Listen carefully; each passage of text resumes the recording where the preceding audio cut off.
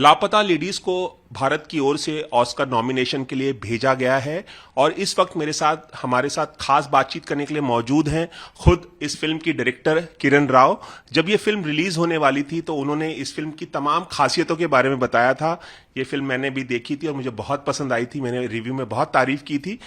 ये नहीं पता था कि इतनी जल्दी फिर से किरण राव का इंटरव्यू करने का मौका मिलेगा। बहुत बहुत स्वागत है और बहुत बहुत बधाई। बहुत खुशी की बात है, 29 फिल्मों में से आपकी फिल्म को चुना गया है।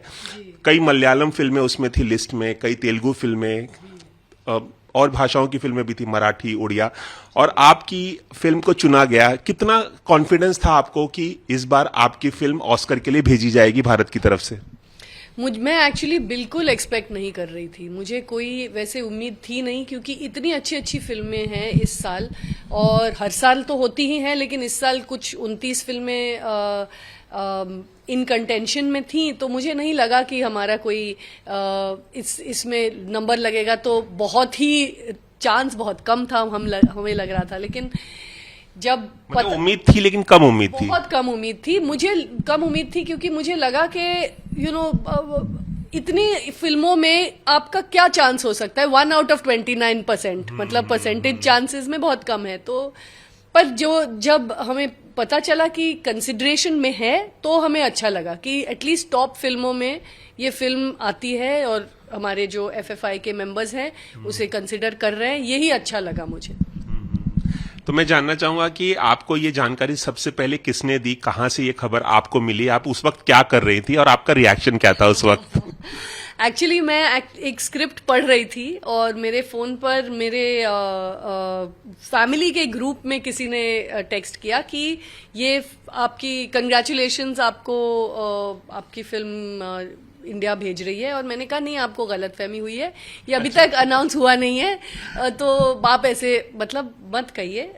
तो उन्होंने कहा नहीं नहीं, हमें पता चला है, वो जर्नलिज्म में है, तो उन्होंने कहा आपकी फीड आ रहा है हमारे जर्नलिज्म हमारे ऑफिस में, तो मुझे लगता है कि हुआ है, अभी कॉन्फर्मेशन आपको आना चाहिए। तो फिर मुझे पता चला और ऑफिस से और सब जगह फिर जब आर्टिकल्स आने लगे तो सबने फॉरवर्ड किए मुझे। बहुत ही एक्साइटेड थे हम लोग, यहीं बैठे थे। और आपके साथ आमिर सर भी थे? नहीं, आमिर हमारे साथ नहीं थे, ताना जी थे मेरे जो प्रोड्यूसर हैं इस फिल्म के। तो आमिर एक्चुअली नेक्स्ट बिल्डिंग में कुछ फिल्म देख रहे थे, तो जब उनका इंटरवल हुआ उनकी स्क्रीनिंग में तो फिर हम गए और उनसे हम बता पाए। तो फिर आपने जब आमिर सर को बताया, क्योंकि प्रोड्यूसर आमिर खान प्रोडक्शन की फिल्म है, जब आपने आमिर को बताया उनका रिएक्शन क्या था? क्या उन्हें भी यकीन नहीं आया जैसे आपको यकीन नहीं आया? हाँ, उन्होंने तो जस्ट मुबारकबाद दिया, उन्होंने कहा नहीं कि वो एक्सपेक्ट कर रहे थे कि नहीं, पर वो बहुत ही खुश थे इस न्यूज से। हाँ, बहुत खुश थे। ऐसा बहुत कम होता है कि एक फिल्म मेकर अपनी फिल्म को लेकर इतना कम उम्मीद रखे कि भाई ये शायद ऑस्कर में नहीं जा सकती या ऑस्कर के लायक नहीं है। आप जिस तरह से बता रही हैं उस पर विश्वास करना भी बहुत मुश्किल हो रहा है कि आपको इतनी कम उम्मीद क्यों थी? इतनी बेहतरीन फिल्म थी, सभी क्रिटिक्स ने इसकी तारीफ की, मैंने भी ये फिल्म देखी, मैंने भी बहुत तारीफ की। ऐसा एक भी शख्स मुझे नहीं मिला जिसने कहा हो कि यार ये फिल्म मुझे अच्छी नहीं लगी, किसी ने भी नहीं। और नेटफ्लिक्स पे तो ये फिल्म कई महीनों तक ट्रेंड कर रही थी, एनिमल को भी इसने बीट कर दिया था, फिर भी आपको इतनी उम्मीद, बहुत कम उम्मीद थी? जी, एक्चुअली मैं अपने आप को ऑलवेज कम उम्मीद देकर रखती हूँ ताकि डिसअपॉइंटमेंट ना हो। अच्छा। तो थी उम्मीद दिल में छोटी सी, लेकिन मैंने कहा कि पहले तो ये फिल्म इतनी लोगों ने इतनी प्यार से ली, अपने दिल में इतना लव मिला इस फिल्म को, इतना प्यार मिला, वही बड़ी बात है। तो उसके बाद मैंने कहा भाई ऑस्कर तक पता नहीं जाएगी कि नहीं, अभी उस पे उम्मीद लेके नहीं बैठना चाहिए, इसलिए मैं अपने आप को ज्यादा उम्मीद देकर नहीं बैठी थी। मैंने कहा कि भाई कंसिडरेशन में है तो ठीक है, पता नहीं, बहुत सारी अच्छी फिल्में हैं इस साल, तो देखते हैं। और आपने आमिर सर का जो रिएक्शन बताया वो भी बहुत ही नॉर्मल सा रिएक्शन बताया। मुझे लगा कि बहुत कुछ हुआ होगा जब आपने उनको बताया था। हाँ, नहीं, वो एक्चुअली फिल्म के इंटरवल में थे, तो बाहर आए तो बहुत ही खुश थे और कहा कि मुबारकबाद सबको, आपकी पूरी टीम को, हम सबको। अब देखते हैं आगे क्या क्या करना है, लेकिन अभी के लिए बस हम लोग सब एक दूसरे को मुबारकबाद ही दे रहे थे, खुशी थे बहुत। लेकिन हाँ, अभी काम बहुत बाकी है। ये चुनना इंडिया से पहला ही कदम है। किरण, एक बात मैं और जानना चाहूंगा, आपने धोबी घाट बनाई थी 2011 में, if I am not wrong, 2011 में आई थी, और लापता लेडीज इतने 13 साल के बाद आई। बहुत सारे ऐसे डायरेक्टर होते हैं जब वो कोई फिल्म बनाते हैं तो कोई किसी अवार्ड की उम्मीद भी रखते हैं, नेशनल अवार्ड की उम्मीद रखते हैं, बहुत सारे बाकी अवार्ड्स की उम्मीद भी करते हैं, कुछ लोग ऑस्कर की उम्मीद करके भी फिल्म बनाते हैं। आपके जहन में कभी ये ख्याल आता है कि यार मैं फिल्म बना रही हूं तो उसे लोगों का अप्रिसिएशन तो मिले ही, उसे ये अवार्ड मिले, वो अवार्ड मिले, ऑस्कर तक जाए? कभी ऐसा ख्याल आता है आपके जहन में, या लापता लेडीज बनाते वक्त कभी ये ख्याल आया था कि इतनी अच्छी बन रही है शायद? आई डोंट थिंक कोई भी डायरेक्टर होगा जो अवार्ड के बारे में नहीं सोचे कि हाँ इतना अच्छा होता कि मैं अपने हाथ में कोई अच्छा अवार्ड लूं। ये आई थिंक हर एक को दिल में तो उम्मीद होती रहती ही है कि भाई ये फिल्म दूर दूर तक जाए, ऊंचे मकाम हासिल करे। पर इतना ये काफी जल्दी हो गया, तो मैं अभी भी प्रोसेस करने की कोशिश में हूं। पर एक तरह से कॉन्फिडेंस तो थी कि हमने फिल्म अच्छी बनाई है, लोगों ने इतनी पसंद की है, तो हमारी फिल्म अच्छी ही है और लोगों को बहुत पसंद आ रही है। अभी दुनिया भर में लोग देख पाएंगे और पसंद कर पाएंगे, ये हम अभी आगे देखना बाकी है। लेकिन उम्मीद थी दिल में छोटी सी कि अगर ये हो जाए तो बहुत अच्छा होगा। अगर हिंदी फिल्मों का इतिहास देखें तो मदर इंडिया जो 60s में आई थी, सलाम बॉम्बे जो 80s में आई थी, सलाम बॉम्बे, और 2001 में आई थी लगान, जिसको आमिर खान ने प्रोड्यूस किया था, और उस फिल्म में आप असिस्टेंट थी, और वहीं से आमिर खान और आप मिले और आप लोगों का रिश्ता आगे बढ़ा। बहुत कम ऐसी फिल्में जो हैं, ये 3 फिल्मों का नाम इसलिए मैंने लिया कि इन 3 फिल्मों को नॉमिनेशन मिला था फाइनल लिस्ट में फॉरेन कैटेगरी में। इतने सालों के इतिहास में सिर्फ 3 फिल्में, ऐसे में किस तरह से देखती हैं आप अपनी फिल्म के फाइनल लिस्ट में नॉमिनेट होने के चांसेस कितना देखती हैं, और क्या वजह मानती हैं कि भारत से जो फिल्में जाती हैं वो उन्हें फाइनल लिस्ट में बहुत कम जगह मिलती है?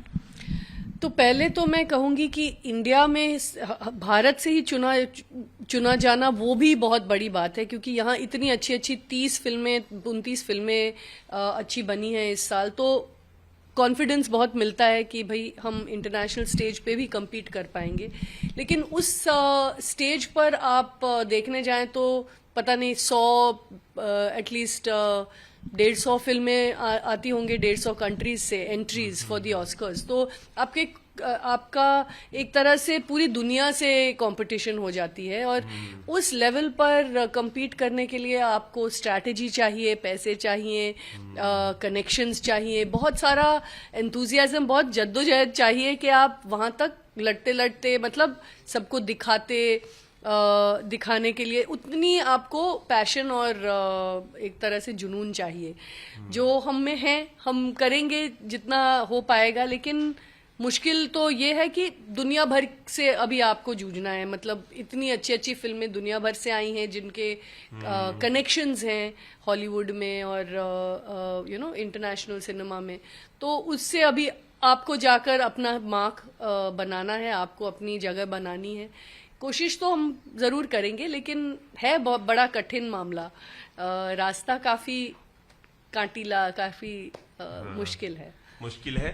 एक सवाल मैं और पूछना चाहूंगा कि आमिर खान को ऑस्कर कैंपेन करने का अच्छा एक खासा एक्सपीरियंस है, क्योंकि लगान टॉप 5 में नॉमिनेट हुई थी वहां पर, हालांकि नो मैंस लैंड की वजह से ऑस्कर नहीं मिला था लगान को, लेकिन कैंपेन का बहुत एक्सपीरियंस है आमिर खान को। तो बतौर प्रोड्यूसर इस फिल्म का, लापता लेडीज के जो प्रोड्यूसर है, बतौर प्रोड्यूसर उनका एक्सपीरियंस इस बार आपके साथ होगा।